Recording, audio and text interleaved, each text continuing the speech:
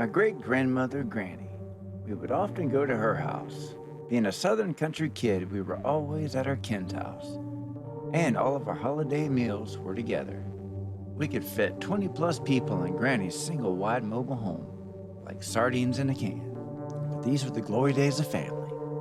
Christmas time was always exciting for us. I remember Granny would give the great-grandkids $1, and she would have a blanket or a shirt for the kids as well, and even the grandkids. And of course, the greats thought they were better because they got cold, hard cash. Anywho, Granny, she used to be a seamstress, and I remember her old Singer sewing machine that some would consider antique, but she would make that old Singer sing. Heck, one of the quilts that I keep in my car is one that she had made that when I was just a baby, so Granny was always around. As us kids would go up to her house, we would go roam her property, and we remember the old wives' tales. She always had some good ones too. One was when her and my great-grandfather was first married, and she remembers that she was in the cabin/shack and doing chores and making supper, and she would hear something running around her home. And after the running stopped, she would hear some stomping on top of the roof, walking around, and then silence. She would close the curtains over all the windows and would make sure all the doors were locked. She went over to the living room and then over to the chimney and grabbed a 10-gauge shotgun that was there for emergencies. She barricaded herself into her room. She then scooted the nearest armoire to the window that was next to her, hoping that it would help keep whatever out, or whatever was roaming around her new home. My great-grandfather came home, and Granny told him of the incident. He grabbed the 10-gauge and ran out the back door. Moments later, he came back in, and he told Granny that he hadn't seen anything, but the stack of logs that had been thrown down all over the place. Things like this happened for the duration of the time that they lived there. My Granny had an immense garden throughout her property, and there were no tracks of anything near or around the house. It seemed that whatever was there, terrorizing them, was a ghost or a spirit or something. You gotta remember, back in the early 1900s, there was a lot of folklore and old wives' tales, but many were founded on something sinister in the woods around them. Back in the old countrysides of West Columbia were a bunch of creature stories floating around. There was even an old tale of a witch that neared these parts. She would make people go crazy by screaming and hurling wind in their direction. These were the tales of the old times, and told to us small kids by our great-grandmother who lived through some of these events. She also had a well on her property, and when I was young, I thought it was an actual whale. You know, the huge giant creature of the ocean. I was a kid and words sounded similar. But anyways, she had this old well near the edge of the property, and we would always go over to it and would hope to see a long hole that went to some water, but it was always covered up with some wood. Some of us greats thought it was because she had buried her baby that was stillborn. But that's the ranting of a young person's mind. Oddly enough, we found out that she was connected to the rocks that made up the old well, and the old witch that haunts the old river, and is drawn to the stones that sit in their neat circular order. We kids would always go around the old well whenever we could visit Granny. We always seemed to have a new rendition or a new story of the old well, because sometimes we would ask our parents and they would give us the same old blow as before. Just an old wives' tale and nothing more. One time when my cousins and I were at an Easter gathering or something near the summertime, can't remember what, we went off on our own and talked more about the well. My one cousin did find out something from her older uncle. He said that way before they moved onto this property, it was an old farm that had been worked and had done well for many years. And then all of a sudden, all the crops started to go bad. The bees and butterflies and other pollinators weren't around the area anymore. It's as if they were scared off by something. And even down the road where the next farm is, they were having the same problems. There was once an old bridge that went across the river from what I can remember. It looked as if it was a set of train tracks that had fallen into the water, and the walkway of the bridge as well. But anyways, there were stories of an old woman, or a mad angel, that would haunt anyone that would come fish the river or walk across the bridge. And these things would happen during the day. Things with the old woman have gotten so bad that the men who had liked to fish this river had had enough of this old specter that they were going to stand up to, so they would come in groups to fish and would bring any kind of weapon they could. Some brought axes, some brought guns, and some brought clubs. They were out fishing on a nice late spring day, and they were catching plenty of fish, and it seemed the day was going to be okay. But a storm swiftly came up, and from the distance the fishermen and farmers could see a figure walking their way, and the men reeled in their fishing poles and grabbed their weapons and got ready. The woman held out a screech that would wake the dead, and as the men started to the woman's weapons ready and determination in their eyes, they gathered around this woman that was floating in the air heading straight towards the men, and she let out a massive blow with her lungs. And the wind so strong that the men either fell to the ground or lost their weapons. All of the men hightailed it and retreated from the river and ran back down the muddy trail where they had their horses. And it is told that this old woman would travel the countryside and disrupt anything and everything alive in her path. She would go around to any home she could and mess with anyone she could, and she would try to drive them away from what she thought was her land. So one night we decided we were going to try and see if the old woman comes near the old river and down tracks. So one night we decided to sneak out and look for the ghost or demon or whatever it was. And we met up at the Quick Carry. And all of us were decked out with our bikes and lights. And we also had our walkie-talkies, so we could always stay in contact, We head out from there. It was probably a 5 mile or so trek down the back roads, but we got on our way, and we had good purpose. We go down the streets of town and hoping that there isn't anyone else wandering the roads.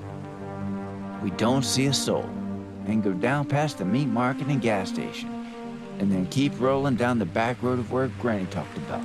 And as kids, we asked exactly where. We would tell her that we could imagine being there and hoping that she was none the wiser. So we got to our destination and hid our bikes behind the trees and shrubs, so we could get out fast and not be seen by any drivers coming along the dark, dark roads. Last thing we need is one of our reflectors to be eliminated by a passerby. We all have our walkie-talkies synced and ready to communicate. A couple of us have our tape recorders and tapes rewound and ready with new batteries. We knew the general area and we broke off into twos. We were only about 10 feet or so apart from each other and would slightly spread out from there and cover as much ground as we could. Mikey and I were the far left, and we took the small trail nearing the river and would follow it a ways and keep an eye out for anything that comes our way. There wasn't much going on. All we heard was our cousins walking a few yards away and making too much noise and laughing and talking. These yahoos weren't even taking this serious. They kept yelling out for the old witch to come and show herself and show them how bad she was. And of course, this is when poop hits the fan. And Mikey and I just dodged the bull that had been started by these bumpkins. I thought that they were smarter than they appeared to be, but sadly no. My other cousin heard a noise near them and started to freak out. Mikey and I were down to the ground and not making any noises, and just peeking out and seeing how the others fared. Not so well, I'm guessing, by the running around and yelling like a bunch of idiots.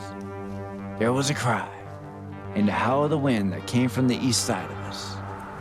We moved near the group of the trees that seemed to be a decent shelter from whatever may be out there. We take cover and keep our eyes peeled, and I have my binoculars with me, and I look out to the direction of the screams, and I slowly scan the horizon to look for any shapes. and I don't see anything quite yet. But I keep looking around the area, and I hear another wail coming to the right of me. And I pan around to see if I can get a glimpse of what is making that horrid screaming. I only see a short figure running from one end of the clearing to the other, and a dark shape following right after. Mikey and I stay low, as we hear the rustling of the tree branches and leaves underfoot to the left of us. Dang, I guess Cuz is getting pretty good ground, and he is running to the exit of this place. He keeps yelling in fear and trying his best to get away from what is chasing him. I decided to go see if I could help him get away, and I run to our bikes where they were, and I grabbed his and mine, and I bolt in that direction, clumsily hanging onto his bike in my right hand as I try to ride along the dirt, muddy road. I finally get near enough to his hollers, and I yell out to him, "Hey dude, your bike's here!" I yell. I hear him stopping in his tracks, and it seems he is trying to figure out where I am. I yell out again and tell him to follow my voice. I hear him running again and coming in my direction.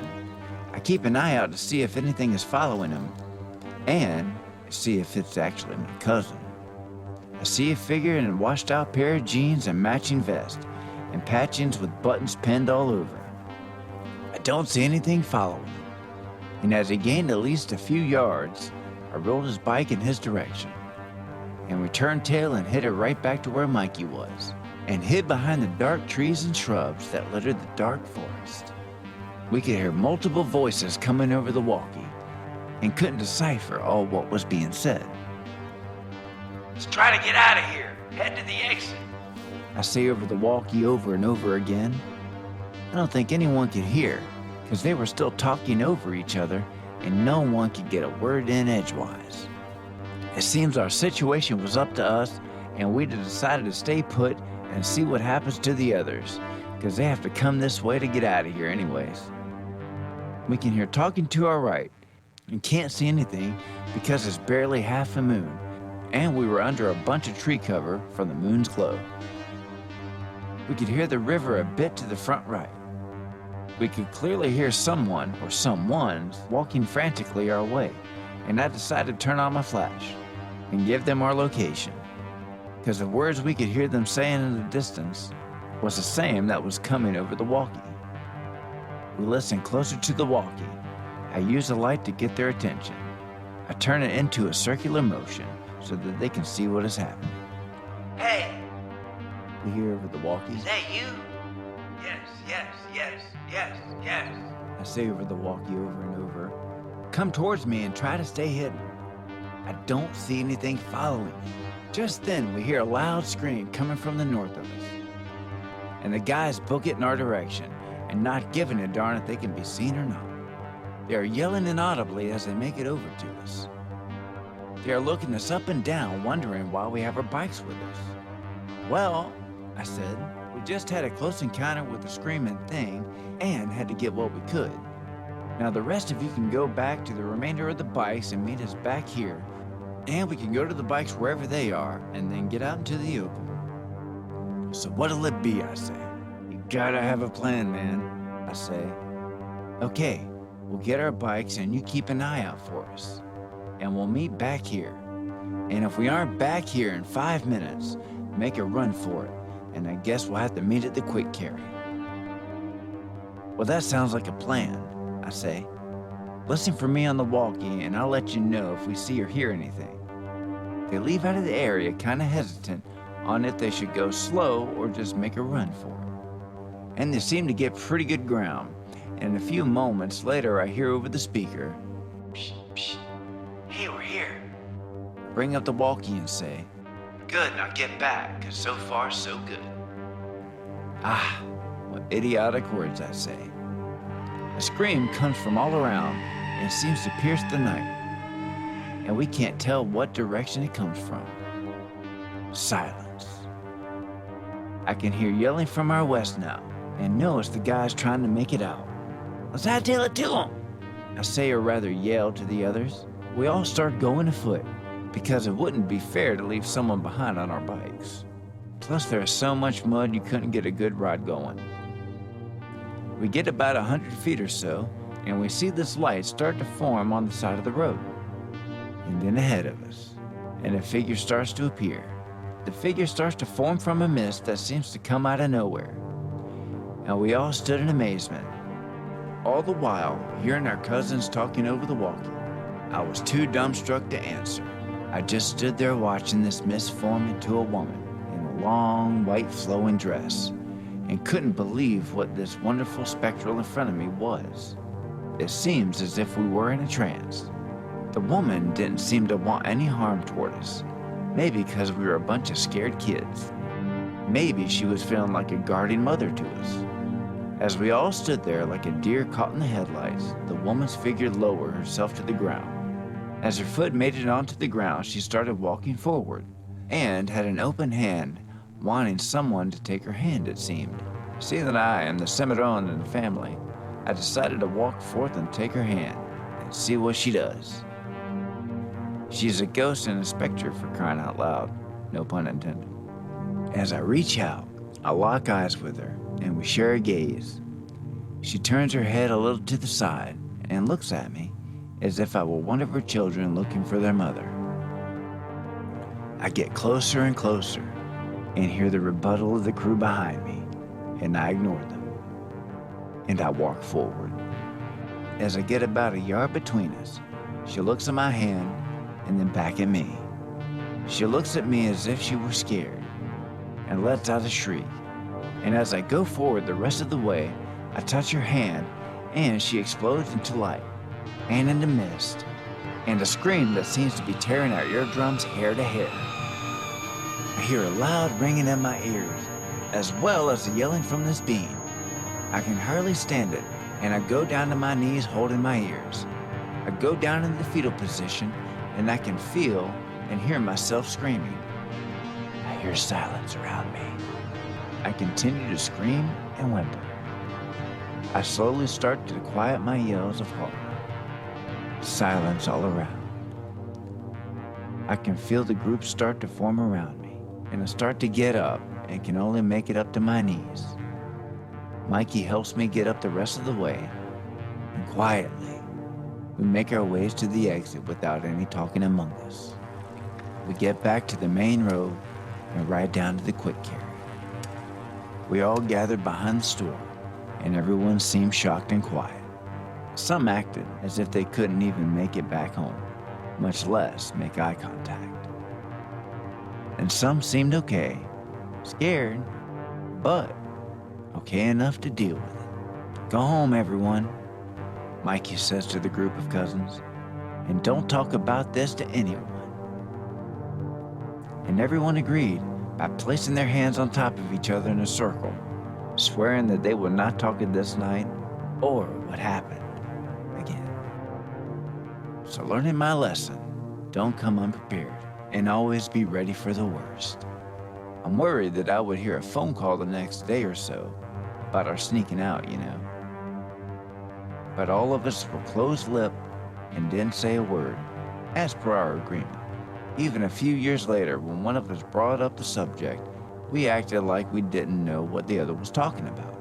And the fear that is installed in the group, I guess it was so bad for many of our motley group that they couldn't even accept what had happened.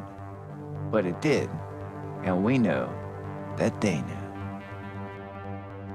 All right, kiddos, let's get a move on and get the groove just a-going. And the trees just a-blowing with the sounds of songs that hopefully won't keep her pants on. So let's tune into some of her tunes, and let's get cracking with it.